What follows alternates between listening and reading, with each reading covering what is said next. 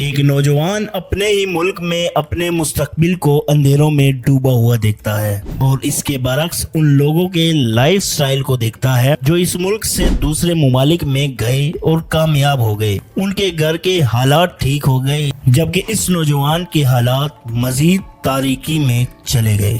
بہت سوچنے کے بعد اس نوجوان نے بھی یورپ جانے کی ٹھان لی، لیکن وہ جاتا کیسے؟ وہاں جانے کے لیے بہت زیادہ پیسوں کی ضرورت اور کچھ قانونی تقاضوں کی ضرورت ہوتی ہے، لیکن یہ سب کچھ یہ پورا کر نہیں سکتا تھا، لہٰذا یورپ جانے کے جنون میں یہ وہ راستہ اختیار کرتا ہے جس کے نتائج آپ اکثر نیوز میں سنتے ہیں۔ اٹلی میں کلابیریا کے ساحل پر کشتی ڈوبنے سے 60 غیر قانونی تارکین وطن ہلاک ہو گئے ہیں۔ پاکستانی سفارت خانے کا بتانا ہے کہ کشتی پر سوار 28 پاکستانیوں کی لاشیں مل گئی ہیں۔ Taking a perilous route to reach Europe illegally, many travelling via Libya and اس راستے کا نام ڈنکی ہے جس پر کئی موویز بھی بن چکی ہیں۔ تو آج کی اس ویڈیو میں ہم یہ دیکھیں گے کہ ڈنکی کے ذریعے پاکستان سے یورپ کس راستے سے ان کو سمگل کیا جاتا ہے، انسانی جان کی کیا قیمت ہوتی ہے، اب تک کتنے لوگوں نے پاکستان سے یورپ انلیگل طریقے سے جانے کی کوشش کی اور کیسے۔ پاکستان سے امریکہ جانے کا سٹرکچر کچھ ایسے ہے: پاکستان سے ایران، ایران سے ترکی، ترکی سے یورپ اور یورپ سے امریکہ جانے کے لیے غیر قانونی مہاجرین سمندری راستوں کا استعمال کرتے ہیں۔ کچھ لوگ جنوبی امریکہ کے ملک جیسے برازیل یا میکسیکو کے ذریعے بھی سفر کرتے ہیں اور پھر وہاں سے شمالی امریکہ میں داخل ہونے کی کوشش کرتے ہیں۔ اس ویڈیو میں میں آپ کو بتاؤں گا کہ پاکستانی مہاجرین کن کن راستوں سے گزر کر امریکہ جاتے ہیں اور راستے میں ان کے ساتھ کیا دشواریاں پیش آتی ہیں۔ تو چلیے سٹارٹ کرتے ہیں۔ ورلڈ بینک کے اسٹیٹسٹکس کے مطابق دنیا کی 9.2% آبادی انتہائی غربت میں رہ رہی ہے، جن کی روزانہ آمدنی $1.90 سے $2.15 کے درمیان ہے۔ دنیا کی 71% آبادی کم آمدنی کے مسائل کا سامنا کر رہی ہے اور $10 سے کم روزانہ کے لیے کام کرنے پر مجبور ہے۔ یونائٹڈ نیشن کے مطابق 400 ملین سے زیادہ لوگ یعنی دنیا کی 5% آبادی غربت کی لکیر سے نیچے زندگی گزارنے پر مجبور ہے۔ اس میں بھارت، نائجیریا، کونگو، بنگلہ دیش اور پاکستان جیسے ملکوں کے شہری شامل ہیں۔ اس کے علاوہ دنیا کی 13% آبادی کو بنیادی بجلی کی سہولت دستیاب نہیں ہے۔ حیران کن بات یہ ہے کہ دنیا میں ہر روز 22,000 سے زیادہ بچے غربت کی وجہ سے مر جاتے ہیں اور 2.2 بلین سے زیادہ بچے غربت میں رہنے پر مجبور ہیں۔ ان اسٹیٹسٹکس کو دیکھتے ہوئے ہم اندازہ لگا سکتے ہیں کہ دنیا کے زیادہ تر ملکوں میں غریب اور مڈل کلاس آبادی کا ایک بڑا حصہ ہے اور زیادہ تر ملکوں میں کوئی نہ کوئی کسی نہ کسی جگہ اپنی زندگیاں بہتر بنانے کی کوشش کر رہا ہے۔ پاکستان اپنے آغاز سے ہی ایک نازک موڑ سے گزر رہا ہے جو اتنا طویل ہو گیا ہے کہ اس کے ختم ہونے کے کوئی آثار نظر نہیں آ رہے۔ فی الحال پاکستان کا معاشی بحران بد سے بدتر ہوتا جا رہا ہے اور اس کا کوئی حل نظر نہیں آتا۔ سن 2023 اور 2024 کے دوران 8,60,000 سے زیادہ پاکستانی نوکریوں کی تلاش میں ملک سے باہر سفر پر نکلے، جو 2015 کے بعد سب سے زیادہ تعداد ہے۔ یہ نمبر صرف ان پاکستانیوں کو شو کر رہے ہیں جو اپنی ہائر ایجوکیشن یا سکلز کی بنیاد پر دوسرے ملکوں کے ریکوائرمنٹس پوری کرتے ہیں اور ویزا فی دے کر قانونی طور پر ملک سے باہر جاتے ہیں، مگر ایک بڑا حصہ لوگوں کا جس میں پاکستانی بھی شامل ہے جو ترقی یافتہ ملکوں کی سرحدوں کو غیر قانونی طور پر پار کرنے کی کوشش کرتے ہیں۔ اس وقت جب یہ ویڈیو بنائی جا رہی ہے کچھ لوگ ڈنکی کے راستے جنگل، ریگستان یا سمندر کے ذریعے کسی بھی یورپین ملک میں داخل ہو کر اپنی منزل تک پہنچنے کی کوشش کر رہے ہوں گے۔ ڈنکی کو سیدھی ٹرمز میں بھی سمجھا جا سکتا ہے کہ یہ ایجنٹ مافیا کا دیا ہوا نام ہے جو کسی بھی ویسٹرن کنٹری خاص طور پر یورپین کنٹری میں غیر قانونی سفر کو آسان بنانے کے لیے استعمال ہوتا ہے، اور جو لوگ یہ کام انجام دیتے ہیں انہیں ڈنکر کہا جاتا ہے۔ جیسے کہ ہم نے اس ویڈیو کے آغاز میں بتایا کہ صرف پاکستان ہی نہیں بلکہ دنیا بھر کے بہت سے لوگ غربت کی وجہ سے مصیبت میں ہیں، اس لیے ڈنکی का कारोबार दुनिया के तमाम पिछड़े हुए मुल्कों में बढ़ रहा है। हालांकि ये काम कई दहाइयों से चल रहा है, सोशल मीडिया ने इसे मजीद तेजी दे दी है।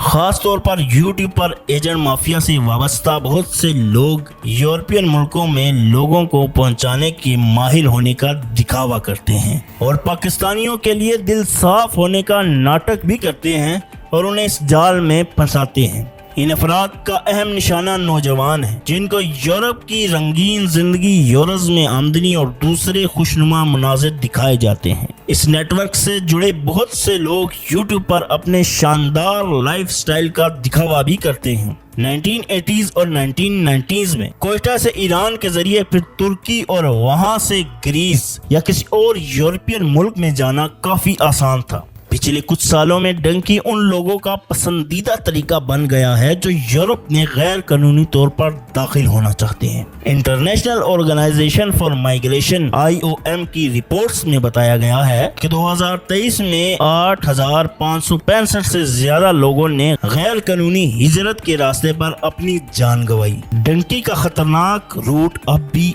एक्टिव है, ये मौत का सफर है। डंकी का ये खतरनाक लैंड रूट पाकिस्तान के सूबे बलोचिस्तान को अफगानिस्तान, ईरान, तुर्की और फिर यूरोप के मुल्कों जैसे ग्रीस, जॉर्जिया और बल्गेरिया से मिलाता है। पाकिस्तान, इंडिया और दीगर मुल्कों के लिए ग्रीस, जॉर्जिया और बल्गेरिया ने अपनी सरहदें इतनी सख्त कर दी हैं कि वो देखते ही गोली चला देते हैं और किसी को इन्फॉर्म भी नहीं करते, जबकि दूसरे यूरोपियन मुल्क भी इस छुपी पॉलिसी को देख रहे हैं और कुछ अपने मुल्क के सिस्टम को तबाह होने से बचाने के लिए छुप कर अमल कर रहे हैं। पाकिस्तान के शहरों, खास तौर पर पंजाब के सूबे से लोग यूरोप पहुंचने के लिए एक के बाद एक डंकी का इस्तेमाल कर रहे हैं। इन लोगों में सबसे ज्यादा गुजरात, मंडी बहाउद्दीन, सियालकोट, शेखुपुरा, हाफिजाबाद और दूसरे शहरों के अफराद हैं।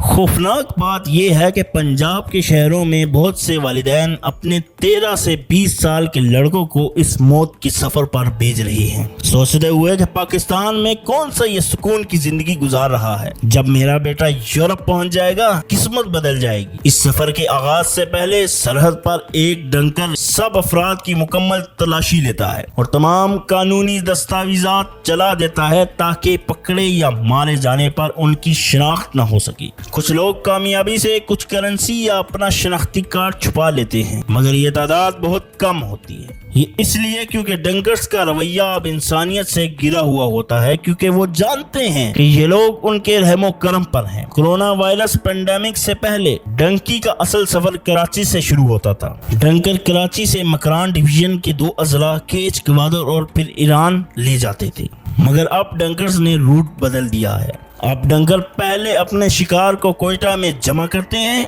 कोयटा में ऐसे मकामात भी हैं जहां डंकर अपने शिकार को एजेंटों से सरहद पार करवाने के लिए बोली लगाते हैं। जो डंकर्स इस बोली का हिस्सा बनते हैं वो जिम्मेदार होते हैं कि अपने शिकार को बस के टूल बॉक्स में छुपाएं और ईरान के करीबी इलाकों तक छोड़ दें। 900 किलोमीटर से ज्यादा की सरहद बलोचिस्तान के 5 अजला को ईरान से अलग करती है, इसलिए इलाकों से उन्हें ईरान में दाखिल करते हैं। इन अजला में चगाई, वाशुक, पंजगढ़, केच और गवादर शामिल हैं। बलोचिस्तान की सरहद पर मनबुलू का इलाका ईरान में गैर कानूनी दाखिल होने के लिए पसंदीदा रूट है। ये सरहदी इलाके इंतहाई मुश्किल हैं और पत्थरों से भरे हुए रास्ते हैं जिन्हें मॉनिटर करना बहुत ही मुश्किल है, मगर असली चैलेंज ईरान के इलाके में दाखिल होना है। जो लोग पाकिस्तानी बॉर्डर फोर्सेस से बचकर ईरान की सरहद तक पहुंच जाते हैं उन्हें अब ईरानियन बॉर्डर सिक्योरिटी का सामना करना पड़ता है। ईरानियन बॉर्डर ऑफिशियल्स गैर कानूनी गाड़ियों और लोगों पर गोली चलाते हैं। अगर वो गोली से बच जाएं या पकड़े ना जाएं, फिर उन्हें पैदल लंबी और मुश्किल सफर तय करना पड़ता है और ये सफर कभी कभी तुर्की तक भी करना पड़ता है। डंकर्स बहुत कम मकामात पर गाड़ियों का इस्तेमाल करते हैं क्योंकि उन्हें पकड़े जाने का डर होता है।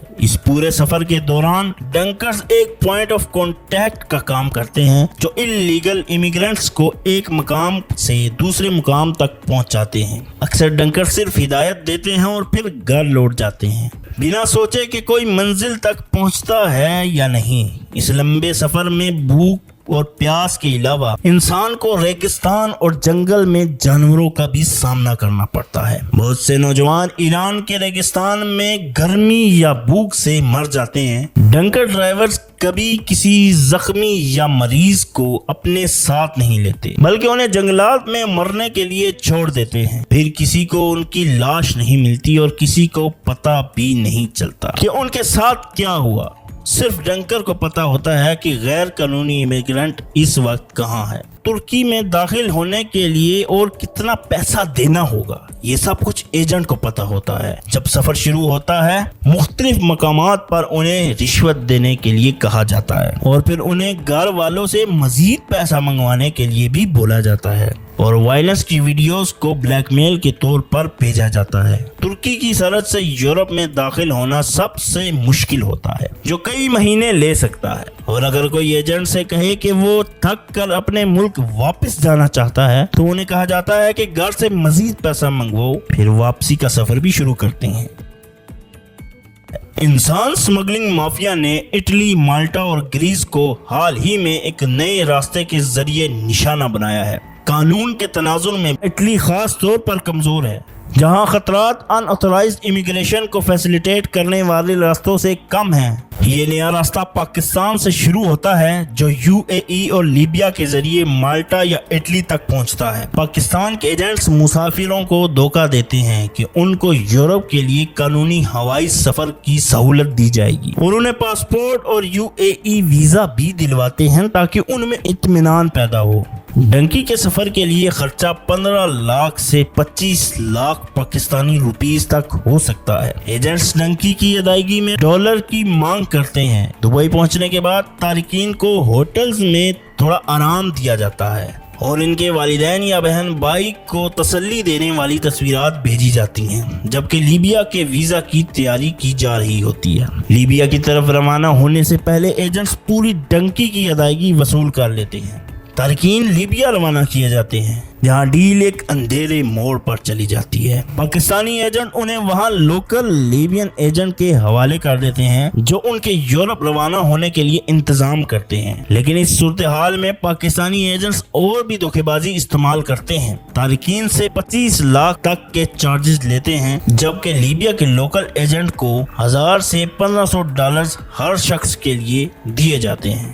ہنڈی کے ذریعے پیسے ملنے کے بعد لیبیا میں موجود ڈنکرز ان کو بتا دیتے ہیں کہ وہ ہوائی جہاز کی بجائے چھوٹی سی ناؤ میں یورپ جائیں گے۔ لیبیا کے ایجنٹس 8 سے 10 افراد کی قابلیت والی ناؤ میں 30 سے 40 لوگوں کو اور 50 افراد کی قابلیت والی ناؤ میں 400 لوگوں کو چڑھاتے ہیں اور انہیں یورپ کی طرف بھیج دیتے ہیں۔ لیکن جتنا آسان یہ بولنا ہے، حقیقت میں یہ بہت مشکل ہے۔ سمندر میں جانے والے لوگوں کے لیے موت کے امکانات 99% ہیں۔ مڈ سپٹمبر 2023 تک اٹلی کی حکومت کے اسٹیٹسٹکس کے مطابق 1,27,200 سے زیادہ افراد، جن میں 11,630 بچے شامل ہیں، جو کہ سمندر کے ذریعے اٹلی پہنچ گئے۔ 2023 میں اٹلی کی حکومت نے مائیگریشن کو روکنے کے لیے کوششوں کو بڑھایا، لیکن ان رکاوٹوں کے باوجود لوگ پھر بھی اس موت کے سفر میں روانہ ہو جاتے ہیں۔ ان میں سے کچھ تارکین ان مشکل اور کٹھن راستوں سے گزر کر اپنی منزل کو پہنچ جاتے ہیں اور کچھ اپنی زندگی سے ہاتھ دھو بیٹھتے ہیں۔ دوستو، آج کی اس ویڈیو کا مقصد آپ کو یہ بتانا تھا، اللہ پاک آپ کو جس حال میں رکھے